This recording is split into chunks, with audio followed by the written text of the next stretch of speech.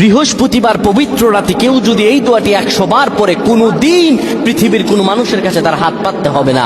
পৃথিবীর সবকিছু তার পায়ের নিচে আল্লাহ হাজির করে দিবেন। দারিদ্রতা থেকে মুক্তি দান করবেন, বিপদ আপদ থেকে মুক্তি দান করবেন, তার সম্মানকে সুউচ্চতা দান করবেন, অসুস্থতা থেকে দূরে রাখবেন। আল্লাহর অশেষ দয়া ও রহম তাকে দান করে দিবেন। সুবহানাল্লাহ। বৃহস্পতিবার রাত এটি গুরুত্বপূর্ণ রাত। এই রাত সপ্তাহে একদিন আসে। আরবিতে রাত আগে আসে, দিন পরে আসে। সুতরাং বৃহস্পতিবারের যে দিন গিয়ে রাত, এটি বৃহস্পতিবার রাত নয়, এটি শুক্রবারের রাত, এটি জুমাবারের রাত, এটি দোয়া কবুলের রাত, আল্লাহর কাছাকাছি হওয়ার রাত। সুবহানাল্লাহ। এই বৃহস্পতিবার রাত আল্লাহ তাআলা বান্দার দোয়া কবুল করেন। কেউ যদি বৃহস্পতিবার রাতে ঈশা নামাজের পরে পবিত্র হয়ে ইয়া হাইয়ু ইয়া হাইয়ু ইয়া হাইয়ু ইয়া রফিয়ু ইয়া রফিয়ু ইয়া রফিয়ু এই দোয়াগুলো পড়তে পারে 100 বার, আল্লাহ রাব্বুল আলামিন তার মর্যাদা বৃদ্ধি করে দিবেন। তার জীবনটাকে আমার আল্লাহ সুন্দরভাবে সাজিয়ে দিবেন।